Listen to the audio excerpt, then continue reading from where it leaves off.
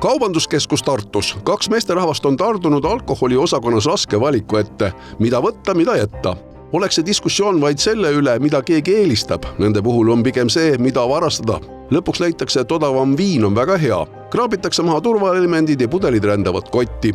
Antud juhul on tuvastatud, et tegemist ei ole lihtsalt vargusega, aga organiseeritud vargusega. Midagi sellist nagu geniaalset uut välja mõeldud ei ole, et pigem ongi see, et selline organiseeritus, süsteemsus on võib-olla nagu kasvanud, et oma tarbeks vargused olid ka mingil hetkel selline tugev probleem. Nüüd tundub, et need, kes on oma tarbeks püüdnud varastada, ta on ikkagi vahele jäänud, võib-olla teinud omad järeldused ja enam nii aktiivselt ei jätka, et seal nagu hullemaks ei ole asi läinud. Küll aga jah, siis täheldame sellist puntide viisi, võib-olla ka koordineerimist, nii et üks tüüp juhendab, teised lähevad vargile. Just sellise varguse stiili näitega tegemist oligi. Kauplustest vargused on muutunud organiseerituks, enam ei loe mingi varguse summa piirväärtus. Sellisel juhul üritab varas rohkem teenida selle varastatud kraami müügist. Küsimus on jah, et kas seal on mingisugune pikem jada taga või mitte. Et teatud gruppide puhul tundub, et see on lihtsalt oma keskis, oma tutvusringkonnas realiseerimiseks. Võib-olla mõnede gruppide puhul on ka mingisugune laiem võrgustik taga.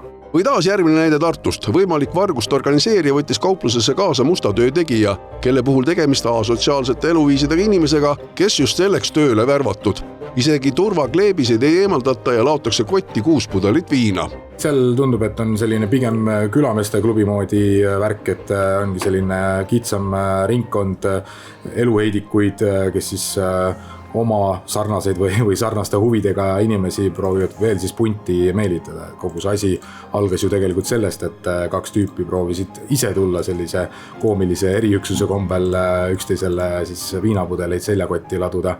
Kuna nemad jäid vahele, anti ka politseile koheselt üle, siis et oma tegevust ikkagi jätkata, leiavad uusi tüüpe, kes siis lootes, et nad on tundmatnud näod turvateenistuse jaoks. Sellega, et vargused on muutunud organiseerituks, nõustub ka politsei.